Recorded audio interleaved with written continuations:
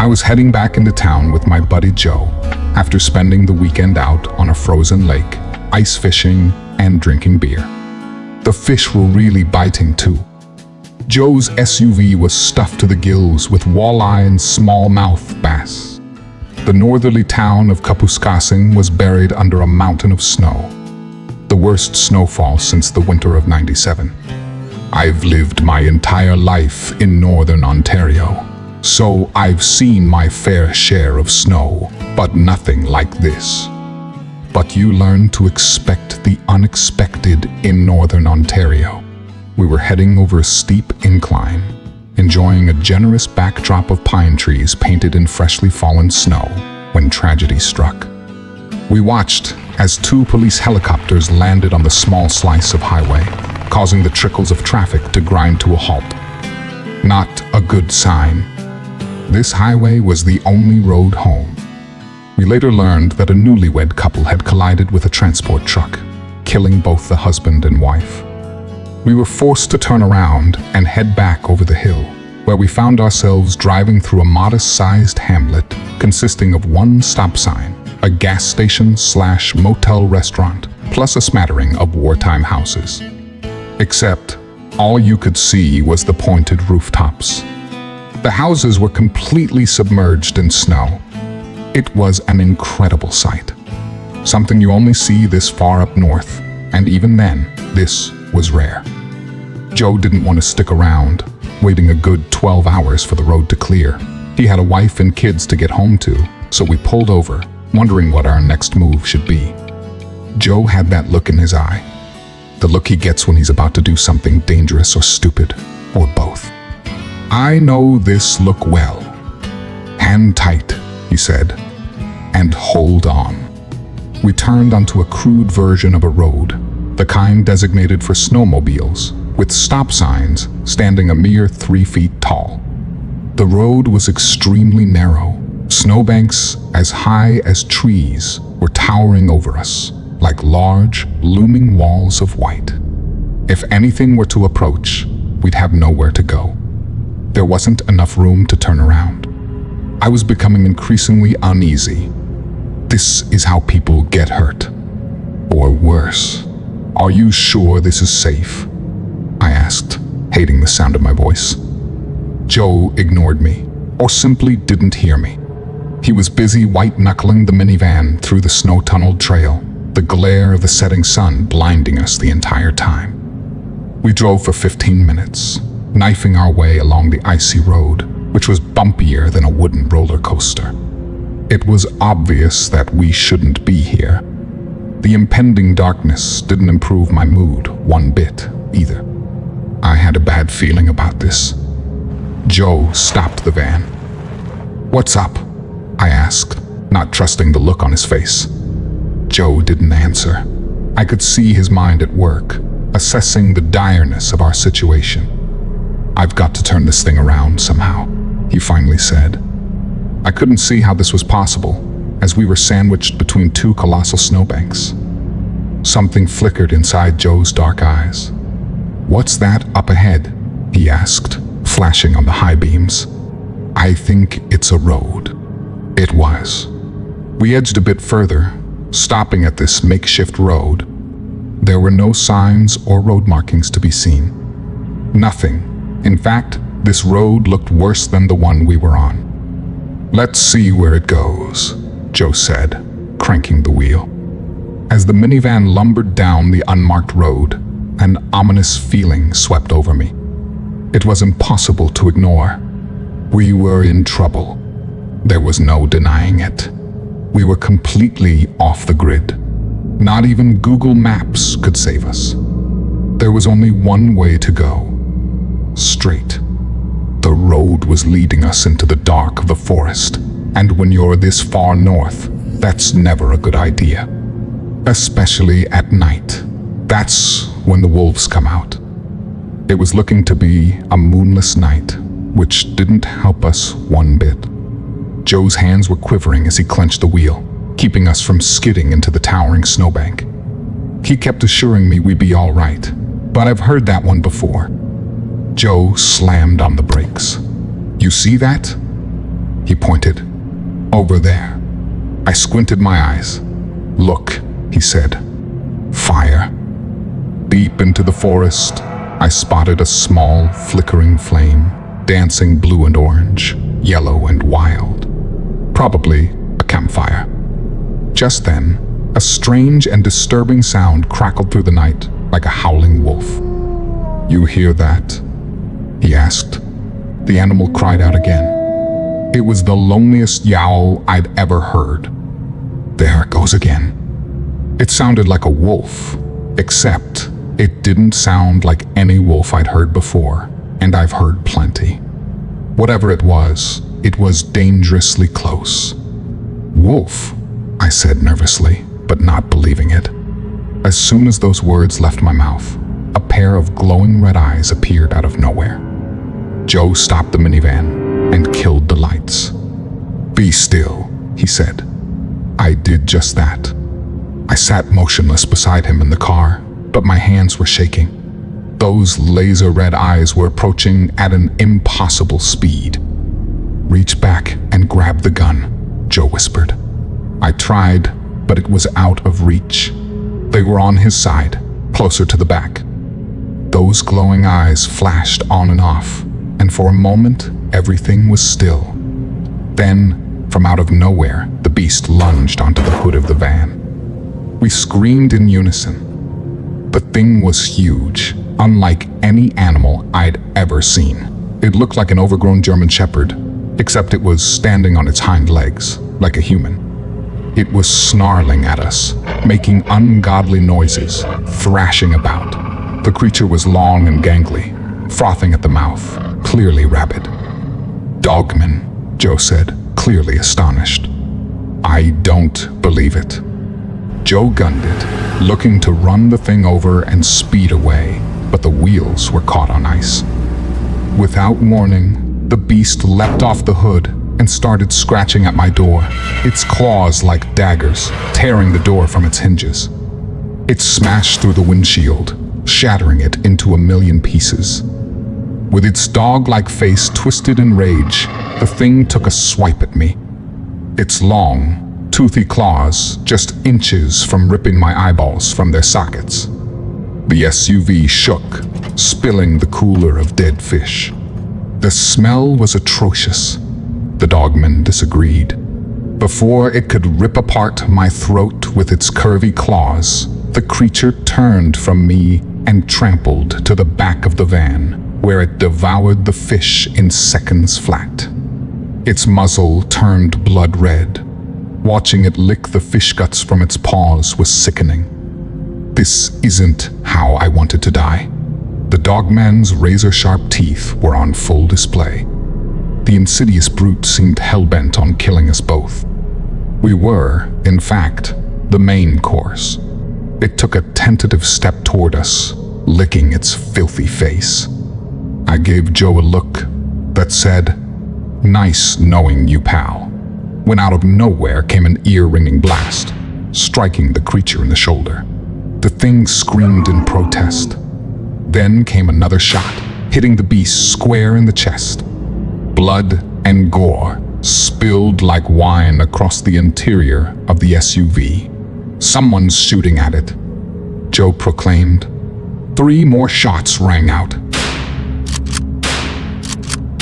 The creature snarled, wiped the fleshy cartilage from its bloodied face, then attacked.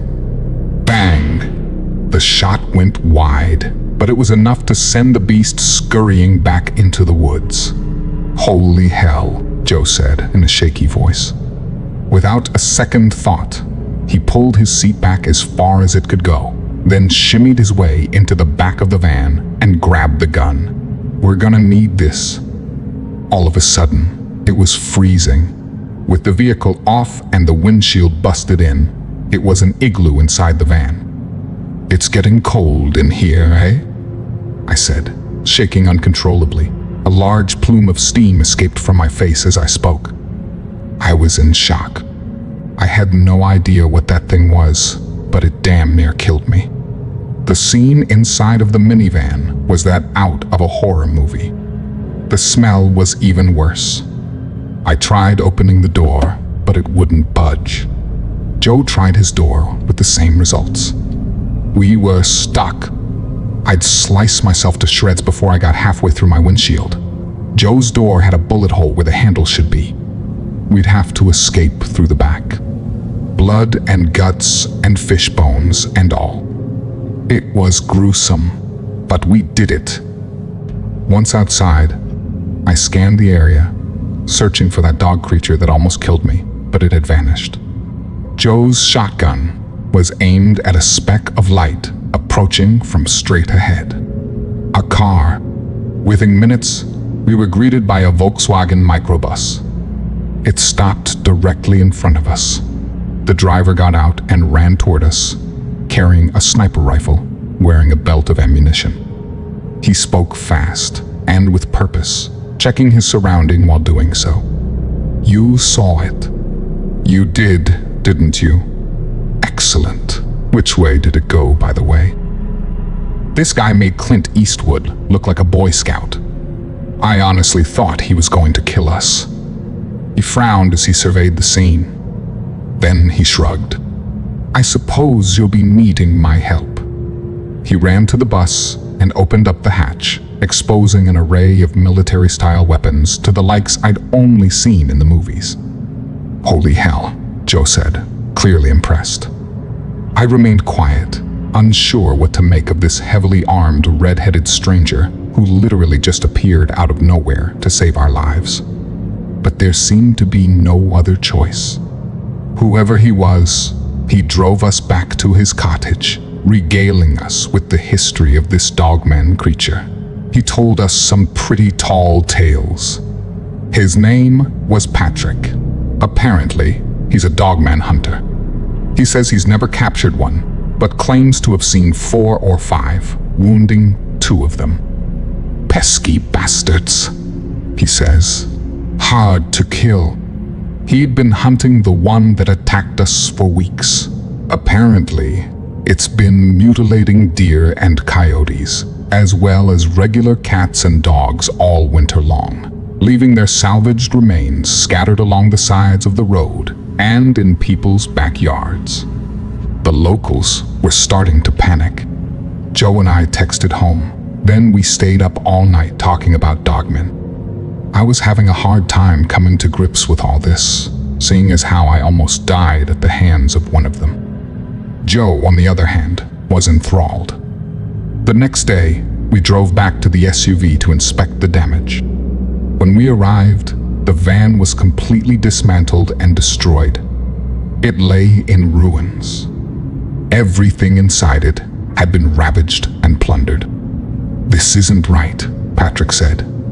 There must be an explanation. We scanned the surrounding area for over an hour and came up empty-handed. A fresh blanket of snow had fallen overnight, making track finding next to impossible. The disappointment on Patrick's face was palpable. Reluctantly, we hopped into his microbus and he drove us home with our tails between our legs, where we arrived a day late and short one SUV. We stayed in touch with Patrick going forward. Joe, coming from a long lineage of seasoned hunters, was intrigued by this Dogman creature. Naturally, I was skeptical. I'm fairly certain that beast meant to eat me. The last thing I wanted to do was volunteer to go searching for it. Yet, unbeknownst to me, this was the making of a team of hunters. Dogman hunters. Still, amidst all the excitement, a feeling of trepidation had stolen over me. There was a lesson to be learned from all of this. A lesson lost on my gun-toting counterparts. Some roads are best untraveled, especially in Northern Ontario, where anything can happen, and usually does. If you enjoyed this video, don't forget to like and subscribe to descent into the unknown for more terrifying stories.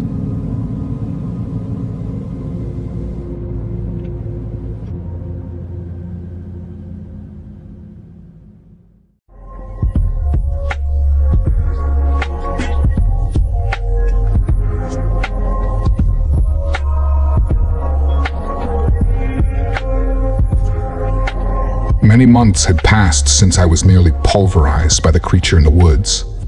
I was with my buddy Joe when it happened, up in northern Ontario. We'd gotten ourselves lost in the dark of the forest, where monsters are known to prowl in the shadows of towering trees. Up here, monsters exist. Ultimately, it was Patrick who saved us. Patrick had been tracking the thing for weeks prior to saving our hides. According to him, the creature is a result of top-secret government experiments dating back to the 1940s. He claims there are others, but none as dangerous as Dogman. We searched high and low for the creature in the woods, but to no avail. By the end of March, our band of Dogman hunters grew weary. Surely the beast was dead. The northerly town of Kapuskasing enjoyed a brief period of normality. No more missing kittens. No more mutilated animal carcasses discarded in people's yards or left on the side of the road for the crows to pick apart. Life moved on. People forgot. Unfortunately, we did too. We let our guard down, and it cost us big time. We'd become fast friends. Hanging out at Patrick's cabin by the lake was a nice pastime on long weekends. Last weekend was no different. Except, of course, it was different. It was a complete catastrophe. "Go grab us some firewood," Patrick said in his thick French accent. Him and Joe were huddled by the campfire, warming their hands over the flickering flames, drinking beer. The evening was cool and breezy. The grass was wet from the previous night's rainfall. The moon hung like a bowling ball, big and round and full of holes. I forced myself off the patio chair and went in search of firewood. Behind the cabin, nearing the rim of the forest, I caught whiff of something foul. A mixture of grease and wet fur. I gagged, figuring it was a bear. I picked up the pace. The last thing I wanted was to be bear food. Something shot through the dense woodland, a stone's throw from where I was standing, making my hair stand on end. Then it released a desperate howl. The sound filled me with dread. That's no bear. I scanned the vicinity, cursing myself for not bringing a flashlight. All I could see was lake and forest. The feeling that I was being watched was impossible to ignore. Twigs snapped. I spun around like a superhero. Two laser-red eyes were peering at me through the thick of the brush. Dogman. I scampered back to camp like a scared puppy. Patrick was yammering on and on about his precious halves and why they'll do better next year. He was furious. Never mess with a French Canadian when it comes to hockey, especially when you're dealing with the Montreal Canadiens. "Guys," I said, dropping the wood in front of the fire. Patrick ignored me. I tried my luck with Joe. "Joe," I cried, "something's out there." That caught their attention. In this part of the world, when someone utters that phrase, you'd better take notice. Joe and Patrick sat upright. Before I could get another word in, the creature in the woods howled. The sound ricocheted off the frigid lake like a fresh breeze. It sounded close. "Aw, crap," Patrick slurred. His face twisted in torment. This is a man who prides himself on being prepared, which none of us were at that moment. "Joe," he snapped, "go grab the guns." Joe stood up abruptly. The lawn chair stuck to his backside, like something out of a Winnie the Pooh movie. He stumbled and fell face first onto the soggy ground. Not his shining moment. Patrick cursed in French. "Fine. I'll do it myself," he said, and hurried toward his heavily armed microbus. Something growled, deep and guttural. Joe shot me a look that said, "Let's go," and we raced to the safety of the cabin, slamming the door behind us. "Patrick, better hurry," Joe said, gasping for air. His face looked like milk. We scooted to the window, which overlooked the driveway. Patrick was fumbling for his keys, trying to unlock the hatch. He dropped the keys. One could imagine the cocktail of cuss words coming from his mouth at that moment. Nobody swears like the French. Our beating hearts sounded like bombs in the otherwise dead, silent cabin. Our eyes were glued to Patrick, who'd retrieved his precious car keys. As Patrick was opening the trunk, something lunged in front of the cabin window. We screamed in unison. Dogman. The beast was hideous. It scowled at us through the frosted glass, exposing an artillery of jagged white teeth. Its muzzle drenched in drool. It stood on its muscular hind legs, flexing its jangly claws inches from our faces. I gasped. This was the Dogman that nearly tore me to shreds a few months earlier. The door handle turned as the creature clawed at the cabin door, trying to get inside. The beast roared, sending shivers down my spine. Then it crashed into the door. Once again, my life flashed before my eyes. The creature in the woods had come back. Now, it was going to finish me off. Shots rang out, sounding like a million bolts of thunder. Joe and I dropped to the floor and ate dust. Outside, Patrick was whooping and hollering and cussing in French. Joe stood up and peeked outside. The look he gave me wasn't encouraging. More shots were fired. I shot to my feet like a firecracker. Patrick's infamous Chuck Norris grin was plastered across his freckled face. In his hands was a semi-automatic rifle. The dog-like creature jumped on top of the microbus, screaming in protest. Before Patrick could take aim, the beast flew off the van and tackled him to the ground. "No," I cried out. Terror enveloped me. My hands were shaking. My legs were butter. Joe grabbed the 12-gauge shotgun off the wall. He cocked it. Then, using the butt of the weapon, he smashed through the window and pointed the weapon. "Damn it," he said. "I can't get a line on the thing." Meanwhile, Patrick was being mauled. The menacing mutt had him pinned to the ground and was tearing him to shreds. The creature's face was a bloodied mess. Its claws clenched around Patrick's neck, squeezing the life out of him. Patrick, reaching desperately for his weapon, was covered head to toe in scratches. Fury found me. If this creature thinks it can feast on my friend, it's got another thing coming. I found a Smith & Wesson lying on top Patrick's dresser. It would have to do. I opened the cabin door, took aim and fired. Bam! The creature collapsed headfirst on top of Patrick, who quickly freed himself. He found his semi-automatic and went berserk. Joe and I stood transfixed as a bouquet of bullets pulverized the Dogman. Blood and guts and entrails exploded from its chest, like spaghetti hitting a fan, covering the beast head to toe in gore. The creature shrieked. Its crimson teeth glistened under the pale moonlight. It took a tentative step back, wiped the blood from its muzzle, then attacked. With one quick swipe, the beast tore off Patrick's left arm. "Pat!"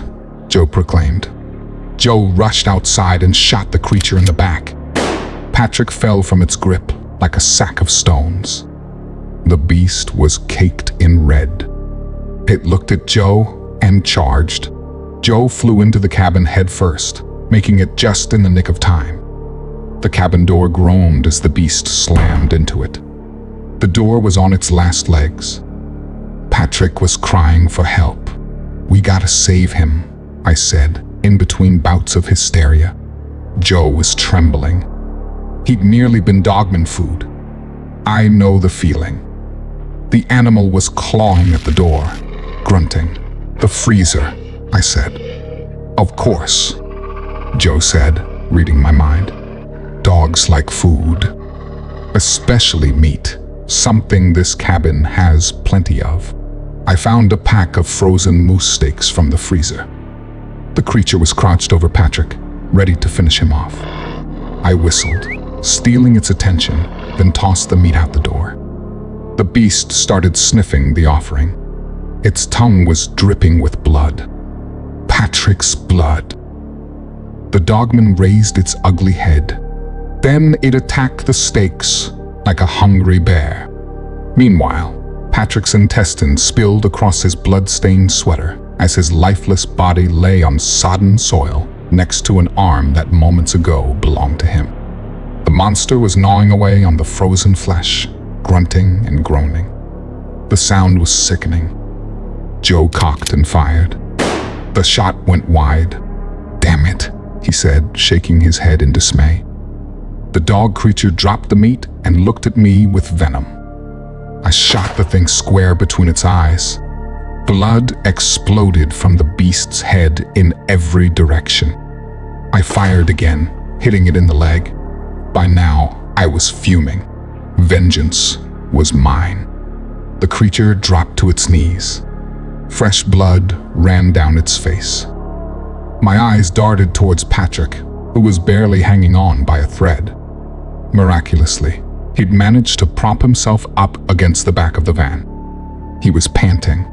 Blood was pouring out of him like wet paint. The creature cried out, sending a wave of chills down my spine. Something called back. Then another. There were others. "There must be more of them," I said, barely recognizing the sound of my voice. The howling continued. A pack of dogmans filled the endless night with song. Joe came up behind me. His eyes told me everything I needed to know. "On 3, he whispered. Joe counted. On 3, the door swung open. Joe and I jumped outside, shooting the beast again and again. Its body obliterated by the onslaught of ammunition. The dogman floundered, but somehow held its ground. Finally, as our attack persisted, the creature retreated back into the thick of the forest, leaving a trail of blood and matted fur behind. Suddenly, the world went still. Patrick whimpered. "He needs a doctor," I said, fast. Joe called 911 while I stood next to Patrick, holding his one and only hand. It was iceberg cold. He was leaking a tremendous amount of blood. His eyes were barely open, his breathing shallow. Joe arrived with first aid. We tended to Patrick the best we could, but his prospects weren't good. This far north, ambulances are not waiting around the corner. They don't come on a whim. It took an hour before the helicopter arrived. Patrick was flown to the nearest hospital. The cops showed up soon thereafter with a boatload of questions. Apparently, they were acutely aware of this dogman creature and have been for quite some time. This didn't make me feel better. The thing was still lurking in the forest, not far from where we were standing. Joe and I sat around the fire until the sun came up. There was no sleep for us that night. We tried to convince ourselves that Patrick would be fine. He's the toughest guy we knew. If anyone could survive an assault of that magnitude, it's him. Meanwhile, we kept a close eye on the edge of the forest, waiting for the creature from the woods to return. Patrick called the following day.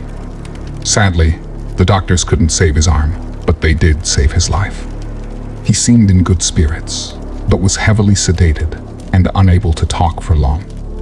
The weight of the world fell from our shoulders. I wouldn't worry too much about Patrick.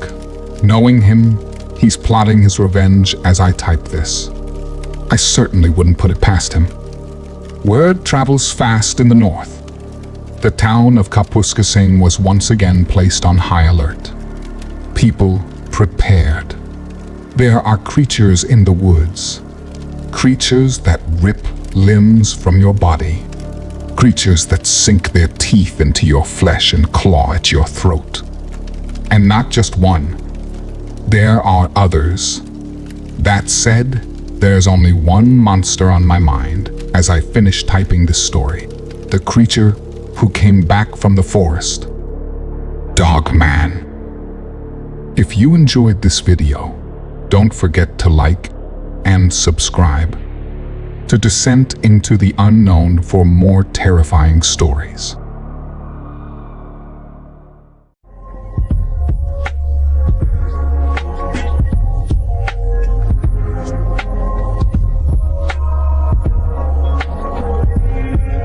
Summer went down faster than a cold beer on a warm night.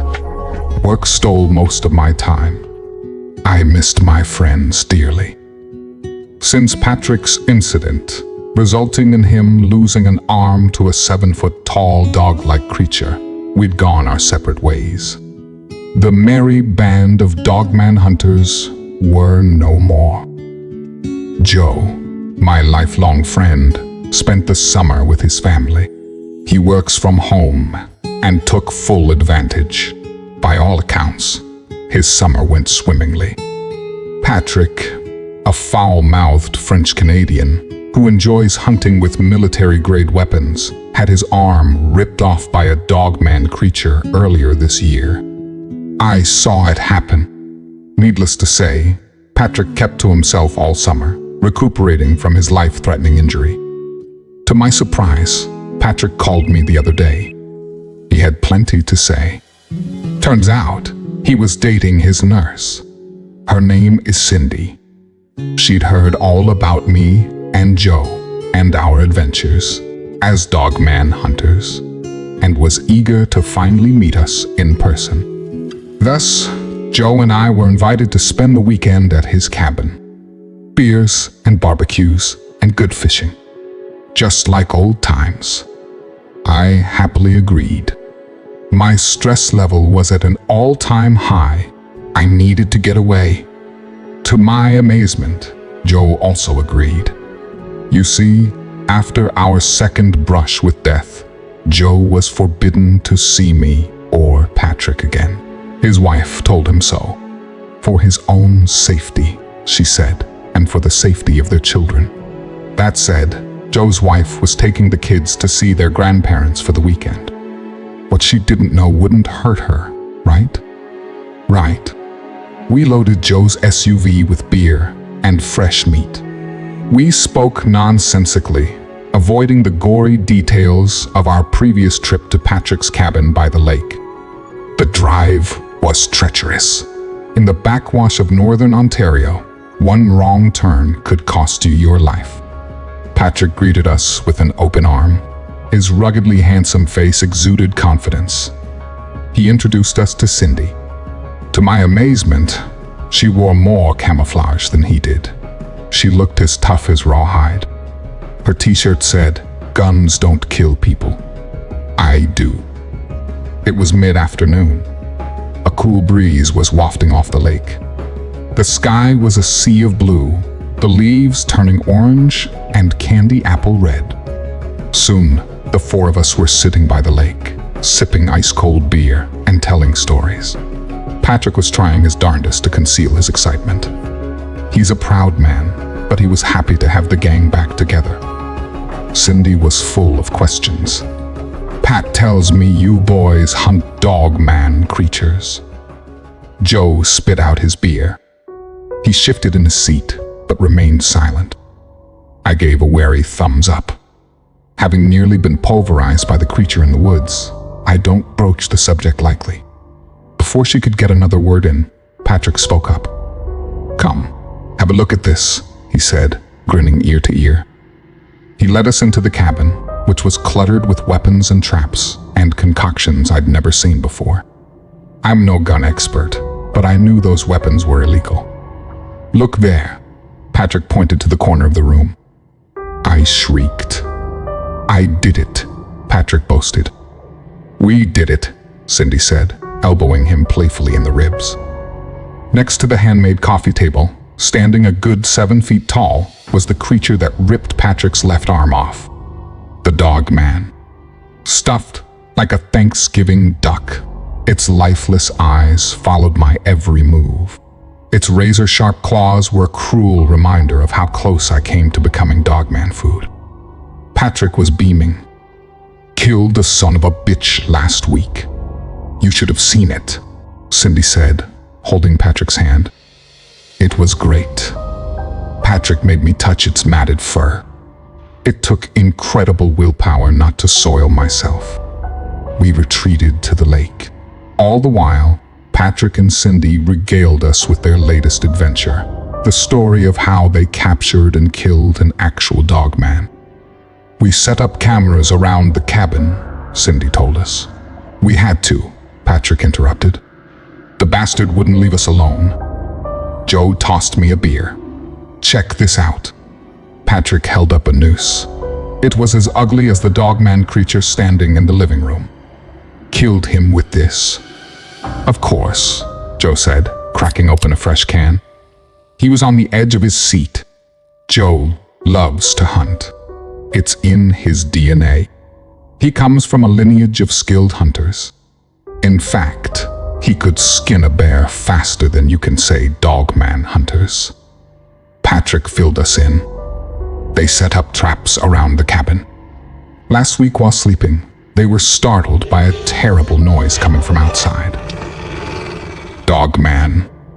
Patrick grabbed his sawed-off shotgun and peeked outside. Sure enough, the creature was creeping around the yard, going through the garbage. With the gun mounted to his one and only arm, he went out after it. Meanwhile, Cindy snuck around back. The Dogman approached Patrick, looking to finish him off once and for all. Cindy approached from the rear, carrying a bucket full of deer meat. She whistled. The creature turned and charged. Cindy dropped the meat into the center of the trap, which lay on the ground, attached to a tree. As the brute wrapped its eager claws around the stake, the trap sprung to life.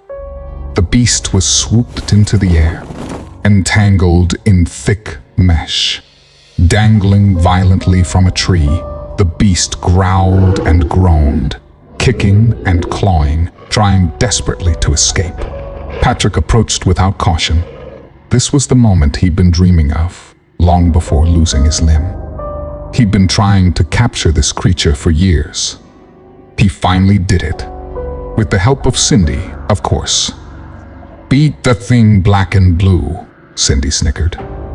Then we wrapped the noose around its ugly head, Patrick interrupted. Snapped its neck like a twig, Cindy added. It died right before our eyes. Sure did, Cindy smiled. Patrick and Cindy were sitting side by side, staring lovingly into each other's eyes. To them, this was romance. I cringed. My appetite was gone. How did I get talked into this?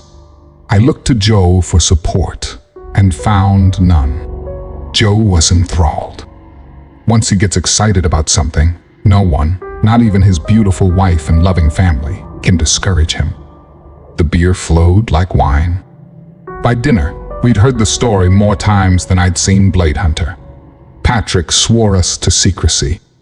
Word travels fast up north. Cindy fired up the barbecue. Soon our bellies were full of burgers, baked potatoes, and garden fresh greens. Trouble arrived at sunset. Joe and I insisted on cleaning up. I did the dishes. Joe put everything away. When we returned outside, the fire was roaring. The sun was sinking low. The night was chilly, so we wrapped ourselves in flannel and warm blankets.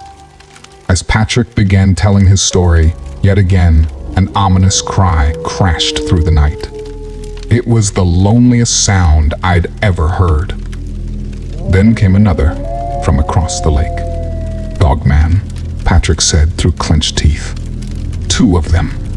He nodded to Cindy, who scooted inside the cabin and returned with weapons. When she dropped a semi-automatic onto my lap, I flew from my seat like a firecracker. Unlike my gun-toting companions, I don't do semi-automatics. Patrick cursed me. Cindy nodded disapprovingly, then gave me a handgun. It looked as small as a flea.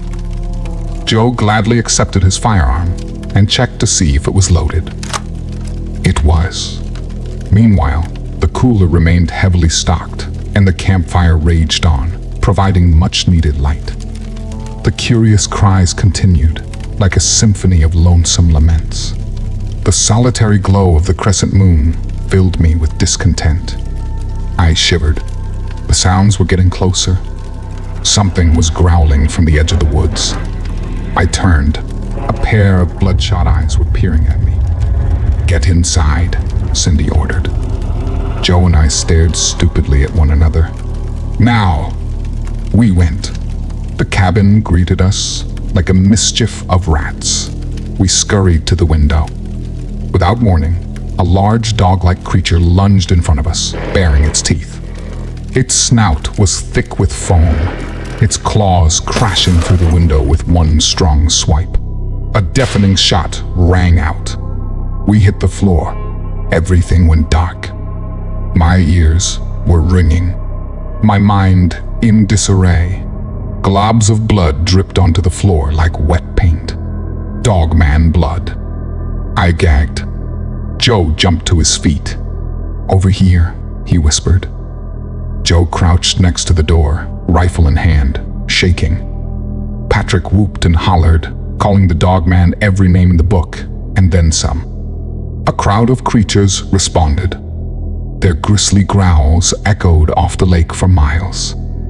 "How many of them are there?" Joe gasped, peeking out the door. I shrugged. Honestly, I didn't want to know. We were in the middle of nowhere. Out here, there were no neighbors. No one to rescue us. We were on our own. Joe gave me a nod before rushing outside, weapon first. "No," Patrick spat. Joe was ambushed. The pack of creatures had him surrounded. Patrick shot one in the back. The beast bellowed, releasing a blood-curdling cry that made my skin crawl. I hurried outside. Darkness devoured me. The flickering fire was now a smoldering speck of soot. The fingernail moon vanished. The sky was darker than death. Meanwhile, Patrick was perched in a tree, blanketing the beasts with bullets. Joe wailed in agony as the mangy mutts mauled him. Shots were fired. "Get out of the way!" Cindy shouted. She was close, but I couldn't see her. Footsteps approached. I swung around. A dogman was charging. Its breathing sounded like a sputtering motorcycle. I jumped inside the cabin just in time. "There's 4 of them," Patrick shouted. "One of them has Joe." My courage was floundering, but I soldiered on. I aimed my lowly handgun outside the shattered window. The beast had Joe in its grip. Without hesitating, I squeezed the trigger. Bam! I hit the thing in the shoulder. At the same time, Patrick fired, blowing a hole in its hind leg. The beast buckled. Joe sprang to his feet and fired point blank, hitting his assailant right between the eyes. Blood and brains exploded, covering him head to toe. Cindy came charging. She scooped Joe into her muscular arms, then retreated to the shed, barely avoiding the wrath of the menacing monster trailing close behind. "Listen up," Patrick shouted from the treetop. "When I give the word, go to the shed." Again, I scorned myself for being here. Apparently, spending a relaxing weekend with my pals was too much to ask. Now, my eyes focused on the shed, a stone's throw from the cabin. Now, God damn it. Patrick's voice slapped me in the face. I ran, gunning it towards the shed, screaming my head off. The race was on. Creatures were nipping at my heels. I twisted and turned, narrowly avoiding their grasp.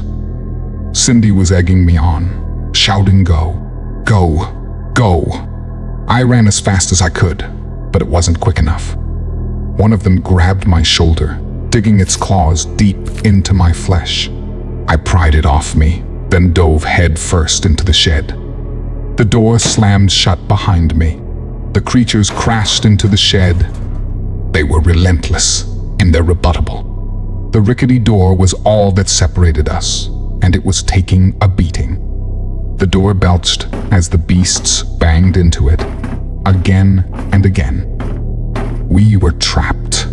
My shoulder was a mess, my blood-stained sweater torn to shreds. Cindy quickly patched up my wounds. The pain was egregious. "You'll be fine," she snapped. "Hold still." I did. Cindy bandaged my wound using a dusty rag. Then she found her phone and started punching keys. Her determination was remarkable. She was like the woman from the Terminator movies, only French. Someone touched my shoulder. I screamed in agony. Joel looked haggard, far worse than me. Blood and bruises and scratches galore. His wounds were deep, his water bucket eyes barely open. Clearly, he needed a doctor. "This is it, old buddy," he managed to say. "This is the end." My heart sank. I'd known Joe my entire life. We'd been best friends for as long as I could remember. This isn't how it was supposed to end. Cindy shook her head. "Nobody dies on my watch." Her phone vibrated. "Hang tight," she ordered. Gunshots rang like rockets. Patrick was going ballistic. "Hey, fleabags, want some of this?" Cindy smiled. All at once, she was beautiful. Then she jumped outside and attacked, firing round after round, screaming bloody murder. Rifle blasts and curse words filled the dead of night.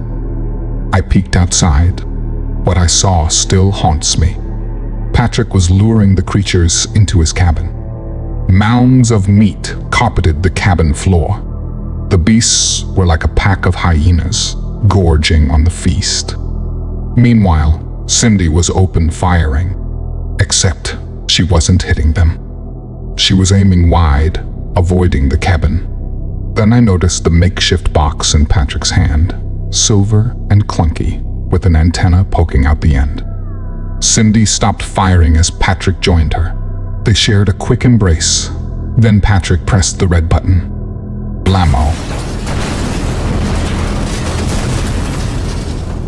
The entire cabin was blown to smithereens. The sheer force of the blast sent me flying. The Dogman creatures didn't know what hit them. The world went still. My body and mind shut down.